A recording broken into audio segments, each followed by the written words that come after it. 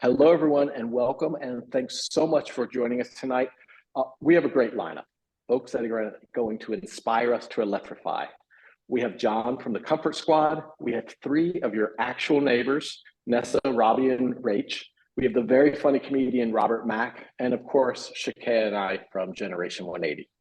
Tonight, we're going to learn all about how to electrify your car, your home, and your community. But first, we're going to tell you a little bit about Generation180, and then we'll get right to it. Shakaya? Thank you, Stuart. So yes, Generation180 is a national nonprofit organization that's working to inspire and equip individuals to take action on clean energy.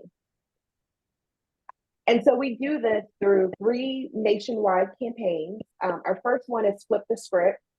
And so essentially that's a communication strategy that allows us to move away from that climate doom and gloom and move into a space of clean energy optimism. We work with unexpected advocates, influencers, musicians, comedians, right? And so it's really all about reaching people where they are and helping share this clean energy story, no matter how big or small it is.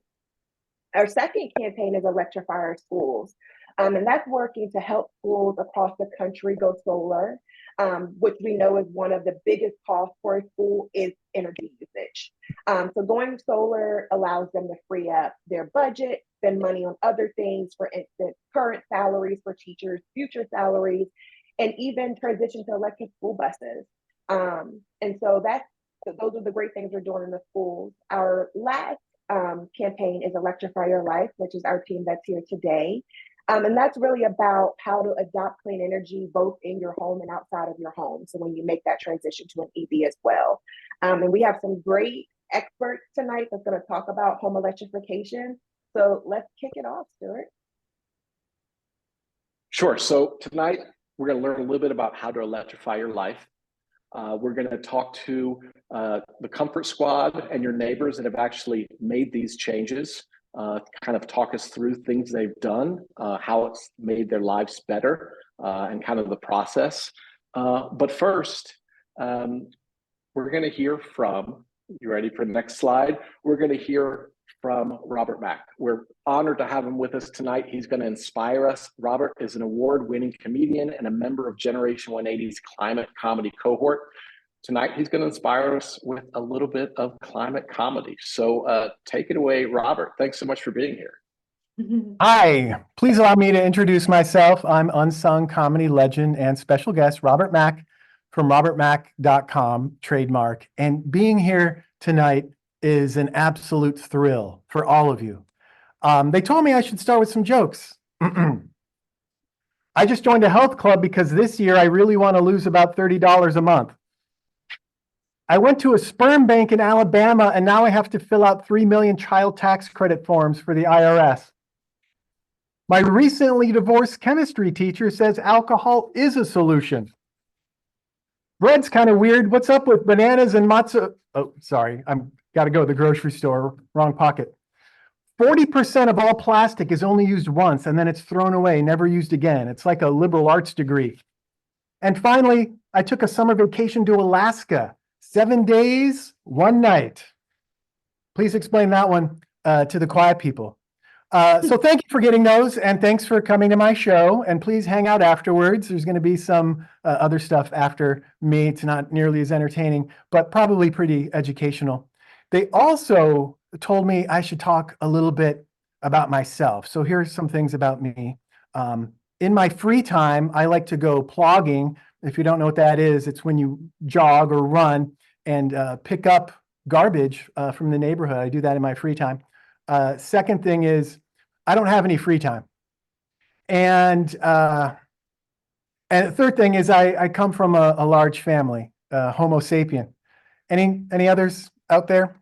I grew up outside Seattle in a little town called Tucson, Arizona, which is ground zero for global warming. So I know a little bit about climate change, all right? I didn't graduate from the University of Arizona with a degree in environmental sciences at all, but I listen and I've read a lot of memes and I have a lot of great ideas on what we can do to help the planet. Here's one.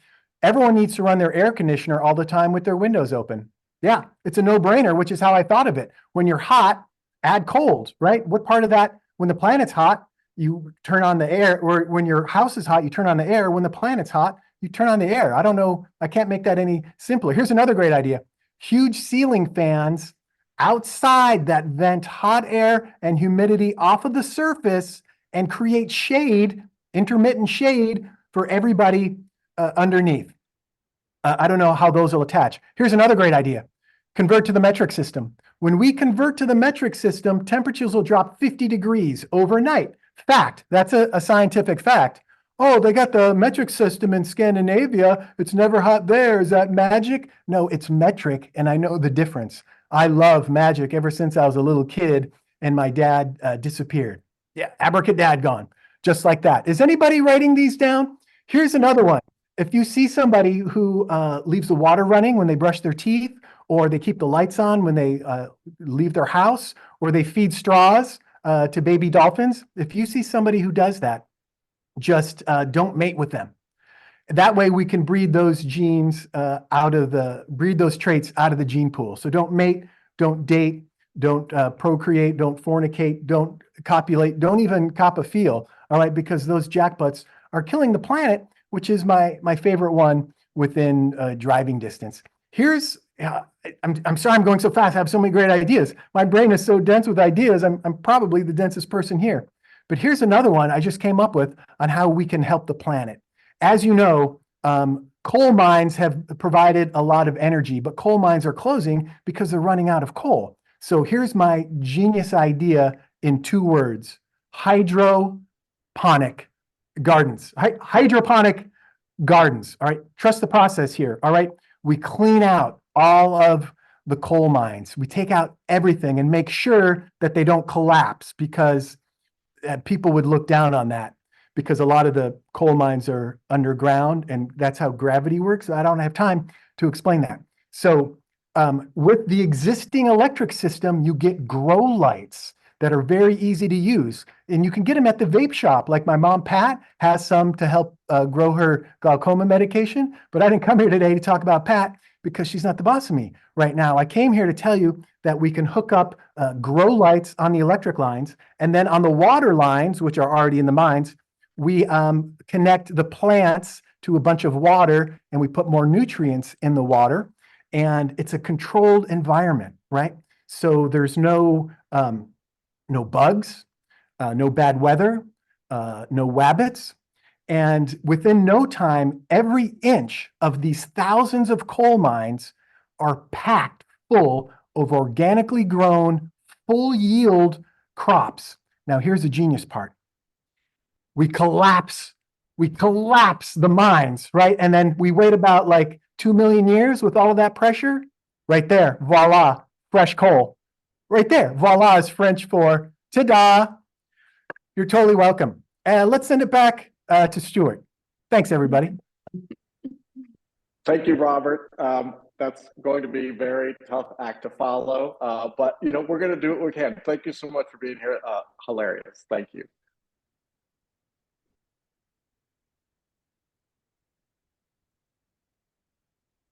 So, Stuart, I don't think that we can top Robert, but let's just try. Let's see where we go this next 45 minutes. So let's talk about this home electrification. Is it really reasonable to electrify your life?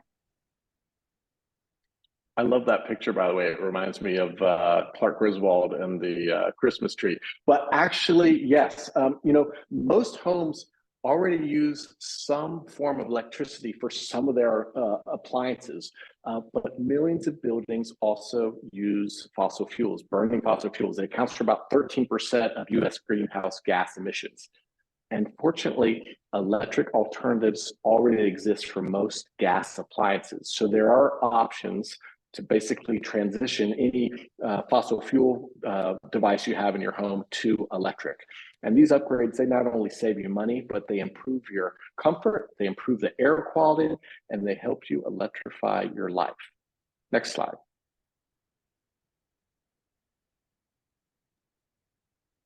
So what are some steps regular people can take to electrify their lives? Let's talk about that. All right, so we have a couple examples, and then we're going to hear from the Comfort Squad and your neighbors about things they've done. So the first one is induction stoves. And you ask, induction stoves? Don't real chefs use gas? I'm not even sure what that is, but the answer is yes, induction stoves. So it's not that controversial. It's just really cool tech. These things basically cut out the middleman. Instead of a flame inside your house, through a magnetic process, it heats up the pan, which heats up the food. So it's much more efficient than gas. It's like 3 times more efficient than gas. It boils water faster. No more waiting around for water to boil. It's also easier to clean induction stoves. They don't have those grates that burn your knuckles or then pasta falls underneath them. They're not hot to the touch, and they cook faster, as I mentioned.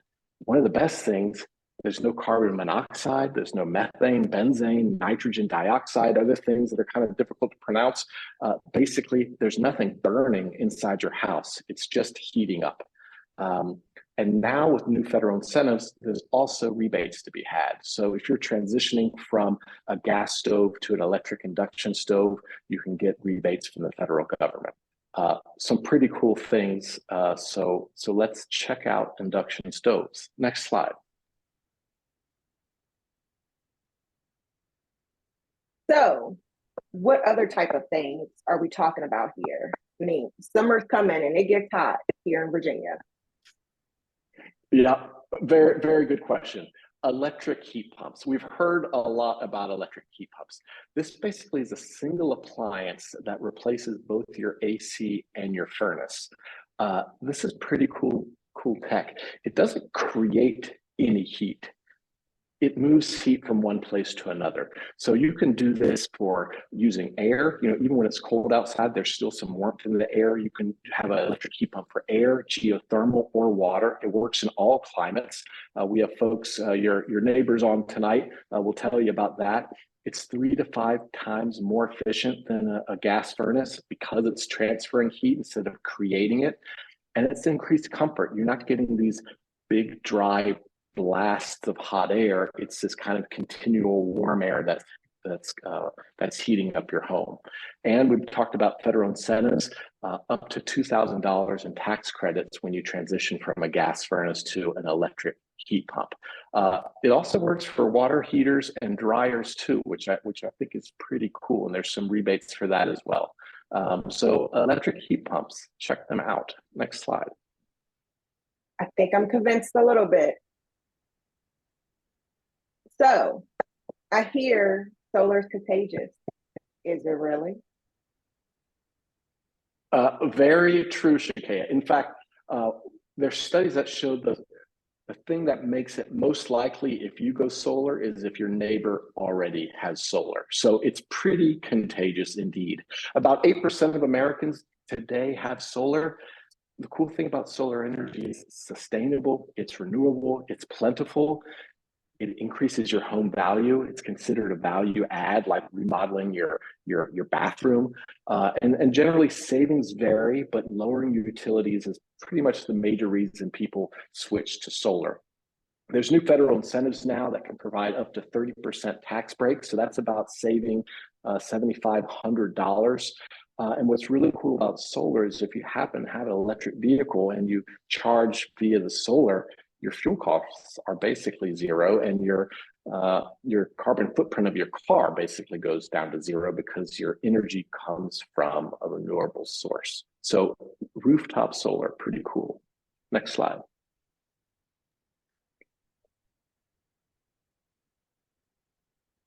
So what about these electric vehicles as well? Yes, let's not forget about EVs. A lot about EVs in the news. You know, it's amazing how folks try to politicize a car. You know, it's really an EV, it's really just a car that also happens to be really fun to drive with near instant torque, happens to not require gasoline, happens to not have a tailpipe, super innovative. It needs less maintenance because there's many fewer moving parts. And the coolest thing is there's a lot of money out there from the federal government in forms of incentives, also some state incentives out there. Through the Inflation Reduction Act, if you go to a registered dealer, you can even get the price of the car reduced at point of sale rather than waiting for the tax season. So lots of great opportunities. If you're in the market for a new or used car, whether it's this week or a year from now, you should definitely consider an EV. And some of the folks on our panel tonight will tell us about why they love their EV. So yeah, let's take the politics out of electric vehicles and just, you know, love them for all the great things that they are. Next slide. Is that all? That is not all. You know, I love that. It shows the leaf blower. There's a lot of studies out there that show that gas-powered leaf blowers are kind of the equivalent of driving 1,000 miles in a pickup truck. You know, my favorite thing about electric lawn equipment, it's spring now. I don't have to worry about getting old gas out or oil changes or trying to start a lawnmower. It starts up immediately and it's quiet. So, hey, time to get creative. When there's things to do around your house, there's windows, there's door, there's ventilation, there's insulation, there's breaker box upgrades, electric wiring, smart thermostats, home energy storage, radiant floor heat. That is very luxurious. And like I say, electric lawn equipment. So great ways to get creative and electrify your life. And again, we'll hear from some of the neighbors tonight about things they've done and kind of their motivations. A lot of these things also have rebates now, so it's easier to make the switch. No, but really, why should we bother with any of this, Stuart? Yes, excellent question. That's me on any given evening. Because there's a lot to gain. You know, home upgrades with efficient new technology, they add value to your home. They save money on energy costs up to $1,800 a year. They reduce our country's dependence on fossil fuels. It improves the comfort and indoor air quality of your home. You get tax credits and rebates for upgrades. And it's pretty cool, innovative technology. I mean, induction stove, that's pretty awesome stuff. You know, at a high level, sustainability should be a social norm. It benefits us all. So it's really something that we should consider. And if you have a plan and if you think about making upgrades over time, it's a great path to doing the right thing and getting away from fossil fuels.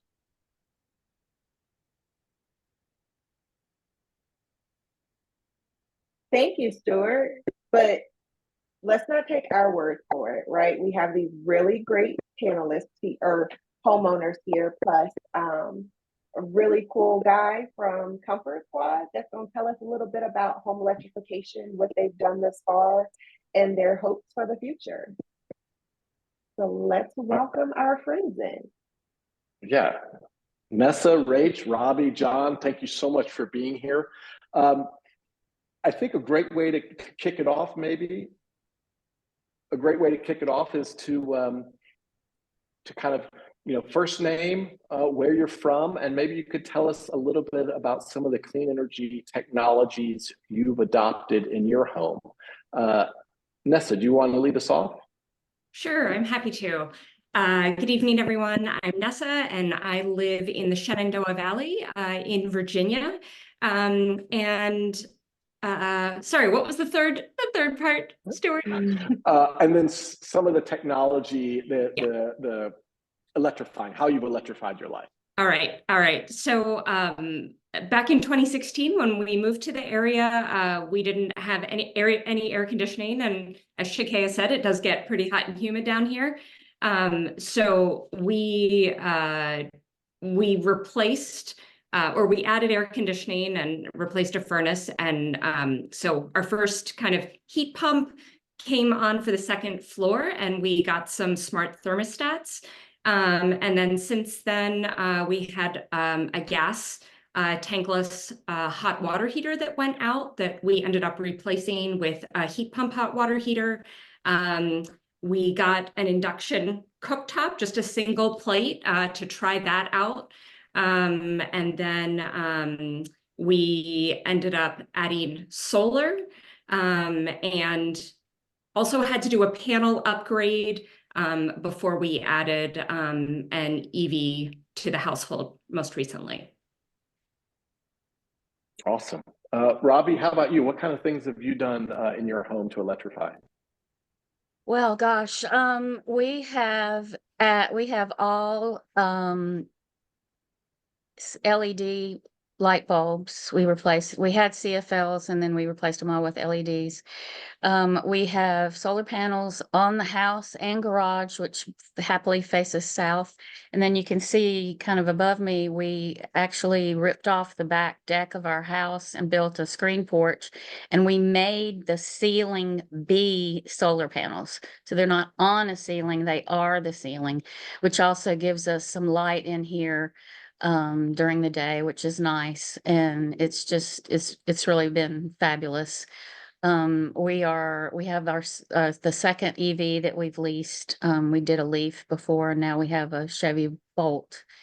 And let's see, gosh, we replaced the pool pump on our swimming pool to be variable speed, and it saved a lot of money and energy. And I'm sure I'm leaving some things out, but that's enough to start, I guess. That's awesome. Rach, how about you? What kind of things have you done in your home? Yeah, Rach, I'm in Kansas City. I have a electric car I've had for 2 years. Would never go back. It's the most amazing thing. I've had an induction stove for around 8 years, and I absolutely love it. Wouldn't go back to gas, and I am like avid cook. Like I cook all the time. It's like one of my favorite hobbies to do. So I was initially very worried about moving to induction from gas, but I love it. All of my lawn tools, my mower, my weed eater, things like that, those are all electric. We replaced all of our bulbs with LED bulbs, a smart thermostat, and we just recently, just due to storms and everything, we wanted to get a generator, and we decided to get a solar generator. So we have the solar panel that attaches to our generator. Awesome. Love that. And John, I mean, you're an expert in home comfort and electrification. Have you also taken steps to electrify your home? Of course we have. Yeah, I'm not the cobbler whose family doesn't have shoes. So yeah, starting, well, we didn't actually have to electrify because we built new in 2008. But when we did that, our house is all electric. So we have heat pump, we have heat pump water heater, we have electric induction cooktop. We added solar panels in 2010. We added EVs and EV charging in 2016. We changed out our standard electric clothes dryer for a heat pump clothes dryer 2 years ago. So that's been great as well. And we also even use electric lawn care equipment. So I think that that covers all the basics. And of course, because we built new, we made the building enclosure super insulated, airtight, with great ventilation systems for indoor air quality. That's awesome. Thank you all. Shakaya, you're up.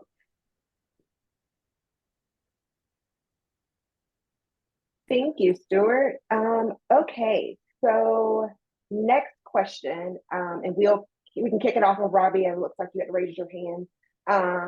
What inspired you to electrify?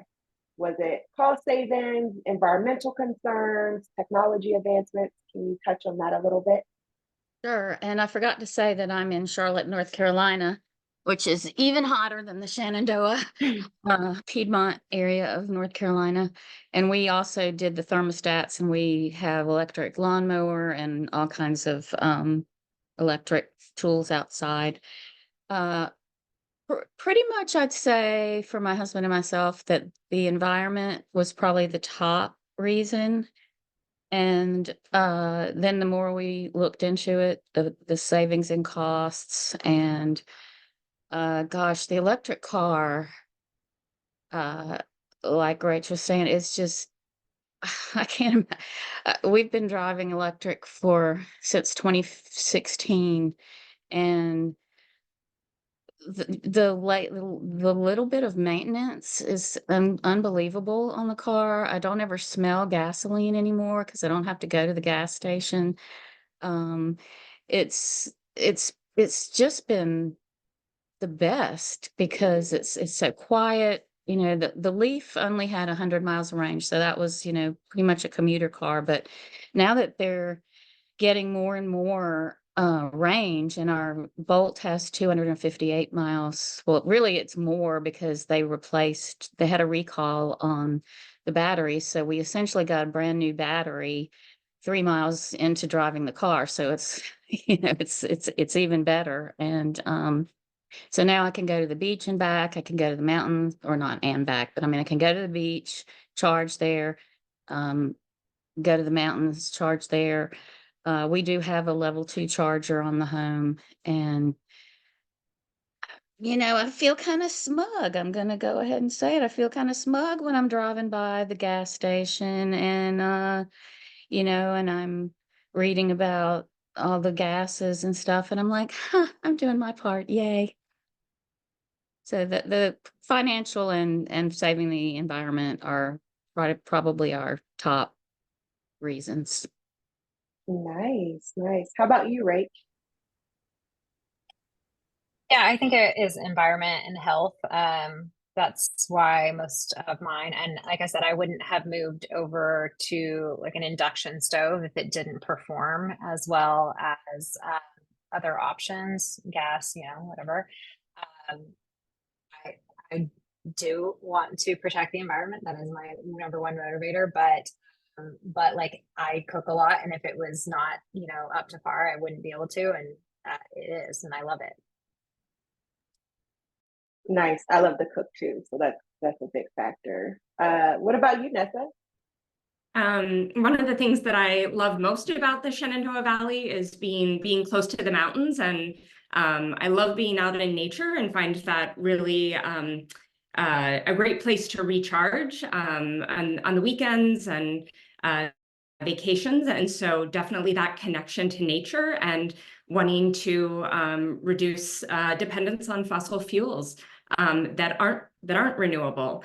And with it, the cost savings too. And, you know, since solar was one of the early things that we did, and we had a great solar installer who knew that here in our city, we could overproduce, especially if we planned to add additional, you know, electric appliances or EV to the household. And so we installed a larger system than we needed because we knew we wanted to go in that direction. And so when you're producing energy with solar and you have excess, then it makes sense to go ahead and power other things in your house with that energy. So Great thoughts. How about you, John? I know you seem like an earlier adopter out of the bunch since you all built your home back in 08.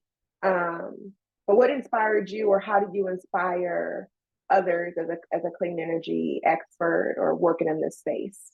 Yeah, I mean, for our family, it was definitely environmental and cost savings, but it was also, I mean, some of the stuff we didn't know anybody who had at the time, like an induction cooktop or a heat pump water heater, or later on, we were, you know, relatively early adopters for EVs. But the technology, you know, pretty much across the board, the technology has proven to just be better for most applications for most people. It's not universally true for everything everywhere all at once, to echo the movie, but it's getting there. And for most, you know, for most households, most of the time, the technology is just great. So, you know, as Rach said, induction cooking, I grew up with gas. I would never go back to gas. I go to my neighbor's house and watch them cook, and we're standing around for 40 minutes waiting for the pasta water to boil. You know, so that's real stuff, and you just don't get that experience like with induction cooking. And we can say, you know, similar things for all the other technologies too. Love that. Next question, we're going to start with you, John, because you know, you help people all the time, and Generation 180 has found out, you know, how important it is that people inspire other people. But, you know, if someone on joining us tonight is trying to figure out where to start, I mean, there's a lot of different things they can do. How do you help someone figure out where to start? And then we'll kind of talk with the homeowners to see like where they started. But what advice would you have? Where do you start with something like this? There's a lot of stuff in your home. Yeah, there are a lot of things, and so you know, I think different people, different families will have different motivations. For some people, the cooking is and the huge reductions in indoor pollution by switching from gas to electric is just health and safety of your household. Like often for a lot of people, that's the first thing to do. And it's often relatively straightforward, depending on the electrical wiring, but it's just an appliance that you go out and buy, at various appliance stores, locally, online, etc. For other things like heating and cooling, like water heating, vehicle purchases, usually, unless you have a ton of money, then yes, you should just electrify everything all at once. But for most households, you're replacing stuff when the old stuff is kind of getting old, and you think either you want an upgrade or you want a bigger vehicle, or your heating and cooling system is starting to wear out, and so that's the time to start thinking about the replacement. But at the same time, it's a good idea to think about within your household other devices and kind of develop a plan for, okay, my heat pump is probably going to be the next thing I put in, and then probably in the next 5 years it's going to be the water heater, and then I'll do my clothes dryer, and early on think about what are the electrical implications, because in some houses you will need to upgrade the electrical panel, not always, but in some cases you do. And in many cases, you at least need an electrician to run new wires to power that device. So those are some of the kind of introductory things that we like to help homeowners think about. But yeah, it's kind of especially for things that can become emergencies like heating and cooling and water heating. Make sure you have a good plan well in advance, so that you don't get into a kind of true emergency situation where it's the day before Thanksgiving and your whole family's coming over and your gas water heater just broke, because that's not a good time to try to electrify. It's very difficult to do. Really fast electrifications. They need some extra planning. They often will need some help from an electrician to add the wiring. So putting together a good plan is the first step. Love that. Robbie, we'll go to you. Did you find that when you were processed to electrifying, did you start off with a plan, or was it kind of like, oh, I did this, and then you were inspired to do the next thing? Tell us about your process. It was a little bit of both, and so I retired during the pandemic, but I worked for Duke Energy, which is one of the a major electric utility company in this is some of the Midwest, the Southeast, Florida. And so, I knew a lot from my job. I tend to participate in any educational thing that was available. And I also found out that anyone that's pretty much at least in North Carolina, but probably in every one of our districts, you can get an energy audit, and that doesn't cost you anything. And in fact, they give you some things like replacing your shower head. Sorry about the neighborhood noise. And some weather stripping and some other things. But I had an energy audit in a different house before a lot of this technology was available. And so I, became aware of of some things that you can do. Oh, and windows, I forgot to mention that we've replaced a fair number of our windows on this house too, to be more efficient. And so I had energy audit here. Also, I was working with someone who had built a house and used a lot of passive solar features in the house. And so we went and saw what he had been doing.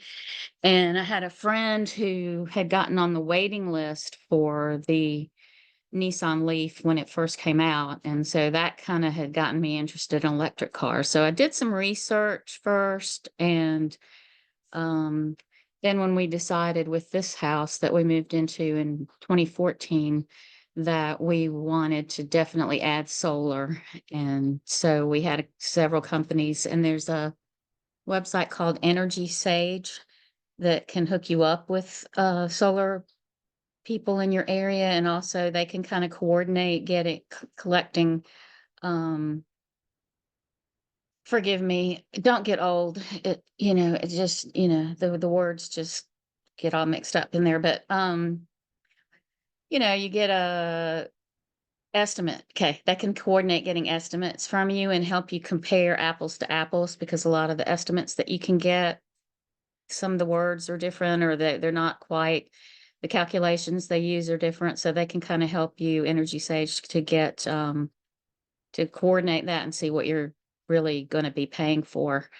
So the solar was really the first thing that we did, followed by the electric car, and probably just some other simple things that we knew were more efficient, but didn't take a lot of thought process. And so I forget that they're even there, but yeah.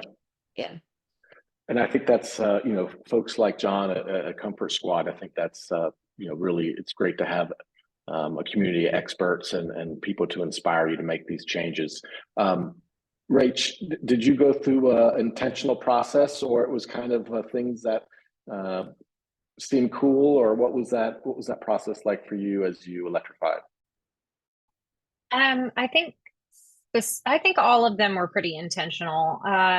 Definitely the EV, I wanted to get off of a standard gas-powered vehicle.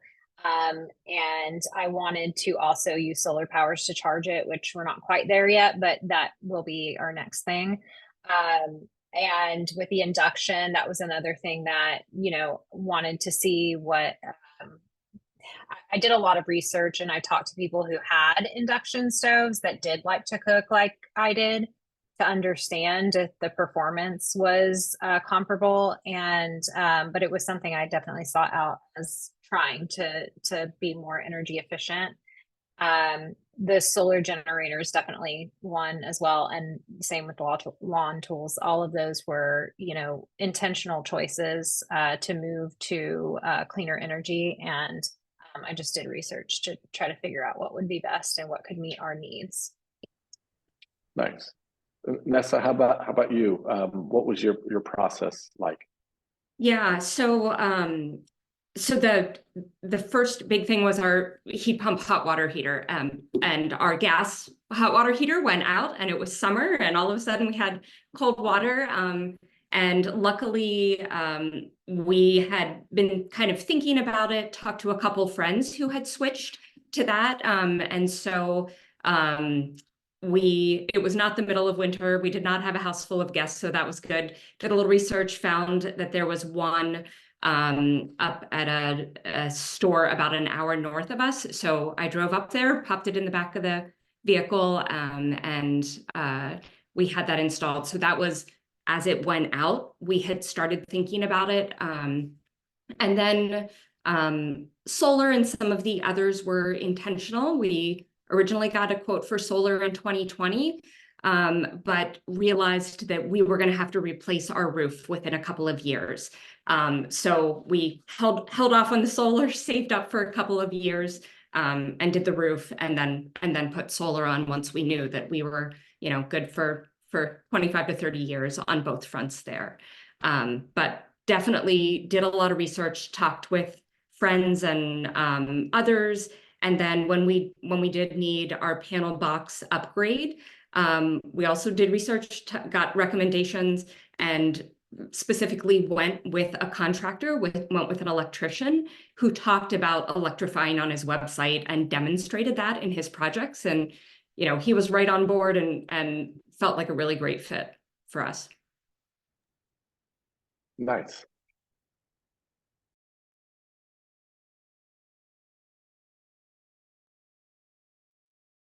Mute Shakaya. Thank you. Awesome. Our next question is going to be around maybe any unexpected barriers that you all may have came across, or challenges, or are there building codes or regulations that you, as you were doing your research, you figured out like, oh, we have to take this into account when making this transition? And we can start with you, John. I don't know if you want to also touch on the question that was in the chat. Maybe that's a little bit in the answer around the difference between upgrading to an electrified appliance option than your traditional option. I'm sorry, Shakaya, I was typing an answer in the QA while you were speaking. Oh, no worries. Can you say that again? I was basically asking, are there any, were there any unexpected barriers or challenges that your family noticed when making the transition, or were there any type of, you know, building codes or regulations that you had to take into account that you didn't think you would have when making the transition?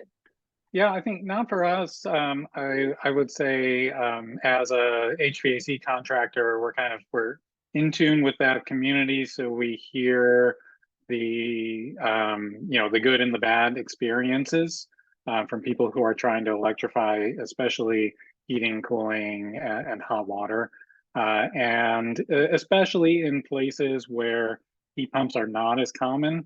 It can be hard harder to find a contractor who is, you know, really excited about, you know, helping a household switch over to a heat pump from a gas or propane or oil furnace or boiler system. And so that definitely can be a challenge. I know it's getting better in places.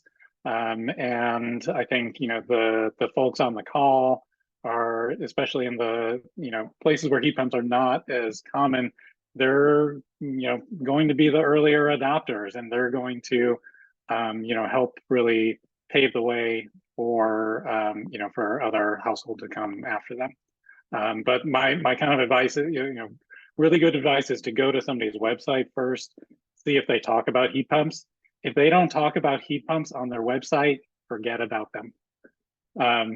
That's a really good first like cut, and then you can start calling around, asking who, you know, of the installers who, you know, do say they install heat pumps. You can ask them how many they install, like what percentage of their installs are heat pumps, what brands they typically install. Just, you know, some questions like that, that if they can't answer some simple stuff about heat pumps, they're not a good fit to install a heat pump. And they may try to talk you out of installing a heat pump, which you know, I hear is kind of a common thing. So those are some of the, you know, the basic questions to start to really vet HVAC contractors and plumbers, and just being able to narrow down your list and get to a smaller pool of contractors who are actually going to be helpful, rather than folks who are going to try to talk you out of doing it. Thank you. How about you, Rach?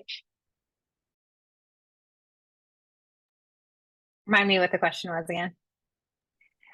Just any type of barriers or challenges that you've experienced during your transition to electrification. I did have, well, okay, when I purchased my electric vehicle, I did have challenges just with like supply chain. It was hard to get one. I actually had ordered a different one and they canceled all the orders because of a battery, but then they had one come in that wasn't claimed, and I was able to get that one, or I was going to have to wait another year. So I will say that, and I had like specific requirements that aren't on like all vehicles. Like I had to have an all-wheel drive vehicle, which is like not all electric vehicles are. And I needed some other requirements as well. And so I have like a very steep driveway, and the wheelbase has to be higher and everything. So So I would say that it was harder to like find something that fit my criteria just because, you know, more and more are coming out, but, you know, it's been a little bit slower. Although I did find something. The other thing is that I did also have to get installed a 240-volt plug in my garage. And that was pretty easy. I mean, I just called an electrician out and they did it. It wasn't too expensive or anything. So I was able to just put it right below my breaker box. So it made it pretty easy for them. So I would say really that's it. And I don't think I really wound up with any barriers to anything else. How about you, Robbie or Nessa? So when we decided to get an electric vehicle, the choices were slim, especially if you didn't want to spend Tesla type money. And that is definitely has come so far in what seems like a pretty short period of time. I think there's a lot. The reason we leased was because I didn't feel like the technology had come far enough that I wanted to commit to it by buying. And I had driven a Toyota RAV4 for 19 years, a gas powered one, of course. But so I tend to like to buy a vehicle and keep it for a long time. And there wasn't anything in the EV world that I felt like that was going to be the case. If we weren't soon to move to Portugal, we would be probably about ready to buy in the EV area. Other than that, when we were doing this porch, we had a hard time finding a contractor who was willing to do it. Our solar people were completely on board, but finding a contractor to build the screen porch and incorporate this was somewhat challenging. Now, it turned out that our next door neighbor is a contractor and he was totally into it. But the first sort of the more popular builders of this type of thing in Charlotte, they would come look at it and they would be like, we've never done this. We're not really, yeah, no. So that's really the only barriers that we've come across so far.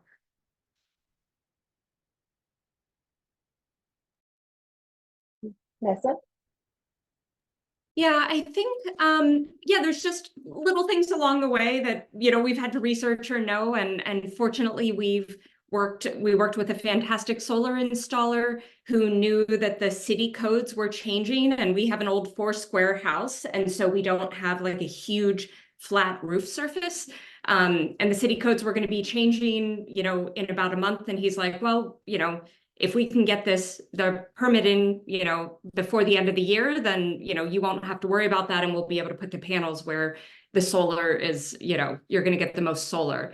And so I think just finding folks who, you know, have done this or can recommend things, and then finding people to work with, contractors, installers who are going to steer you in the right direction and provide helpful information like that. Yeah, but no huge barriers, just plotting things out and planning ahead, as some others have said, has been really, really helpful. Awesome. We got a number of questions coming in from audience members. Some of them I think are pretty quick to answer, like how long are the benefits of the IRA available? And IRA is a 10-year program, so you know, those funds will be around for a while. EVs and point of sale, how do you get that money up front? You have to go to a dealer that's registered as a dealer that's able to make that point of purchase rebate, as opposed to waiting. So make sure, waiting for tax season. So make sure you ask your dealer, hey, are you registered and able to give me that tax credit as an upfront point of sale discount? So that'll lower your monthly payment because you're paying less upfront. One of the things, maybe Rach and John, you can answer this. You know, do heat pumps work in cold climates? You know, from what I understand, heat pumps outsold gas furnaces last year, some 4 million for the first time. Rach, you're in a cold climate. John, you're an expert in this technology. If I live in a cold climate, do heat pumps still work for me?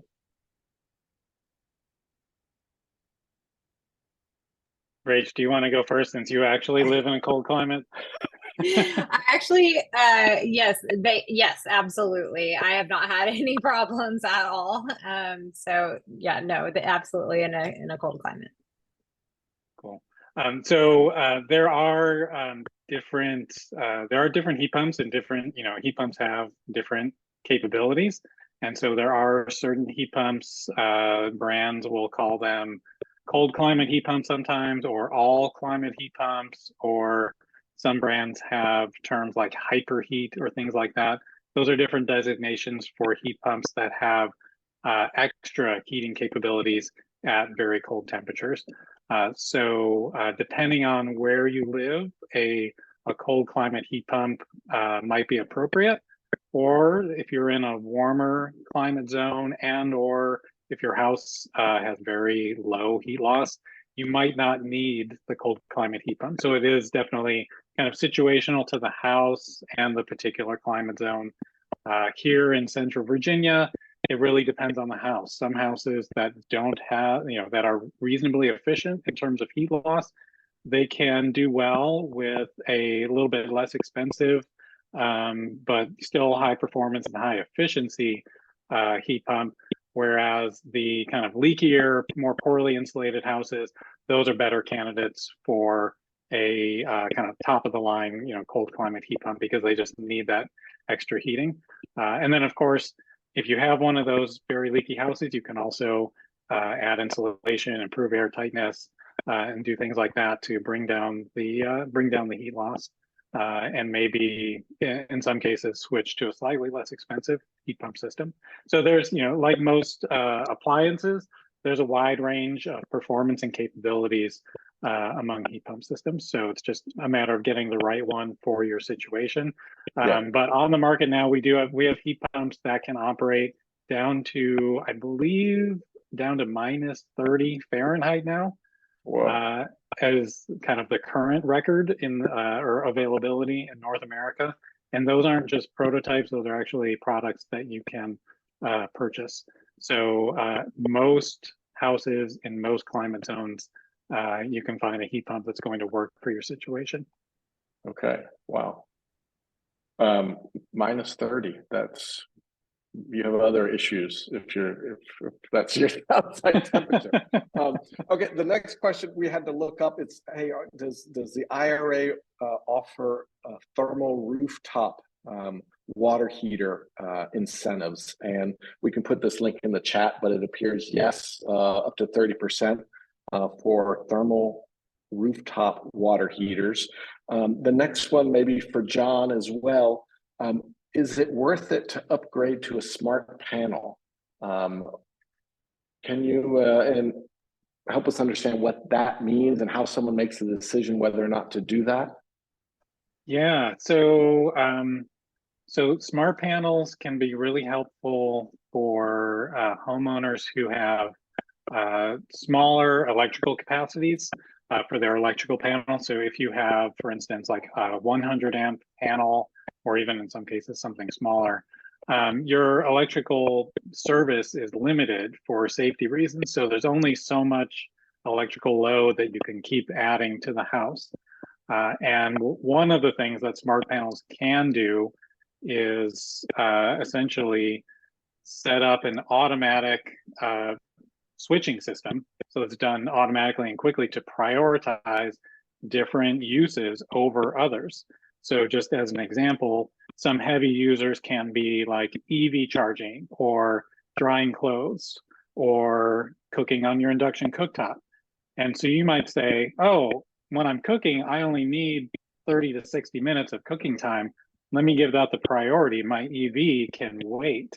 And so you can tell the smart panel what to do. And the smart panel basically limits your total electrical power usage, your instantaneous, to that safety limit so that you don't have to do an expensive upgrade. So they can really be useful for those situations where a homeowner may wind up needing, for various reasons, needing to do what would otherwise be an expensive upgrade. So it's definitely situational. I also think they're going to become standard in new homes in the future, because when you're installing a new, then it's so much easier than retrofitting it, and so much more cost effective. So I think we'll see more and more of that stuff. They're also useful in a grid outage situation, because you can do the same kind of thing if you have a generator or a battery backup, even better, or you have in the future vehicle to home and battery capabilities, so you can power your home from your EV. A smart panel can do the same kind of thing, where you say, well, I don't want to operate my house like normally. I want to conserve and be able to get through maybe a 2 or 3 day power outage in some cases. So you can say, okay, these are my must-have devices, power those first. And then if I've got excess energy, if the sun is shining and my solar panels are putting out energy, yeah, go ahead, heat some hot water, go ahead and, let my clothes dryer run and things like that. So those are some of the capabilities that the smart panels have. It's really cool stuff. That's awesome. I think the retail price for a span is maybe the most well-known one. There's also another one called Lumen that's based here in Charlottesville, and I think the span is in the $3,000 to $4,000 range just for the product, and then you have to have an electrician install it. So so it's extra on top of that. So you kind of have to weigh that cost versus what you're trying to achieve. Yeah, I mean that description really, the name is apt, and it makes my panel feel really dumb. Yeah. Okay, in the last couple of minutes, Shakaya, you have the last question. Pure lightning round. Yeah. Shakaya, take it away.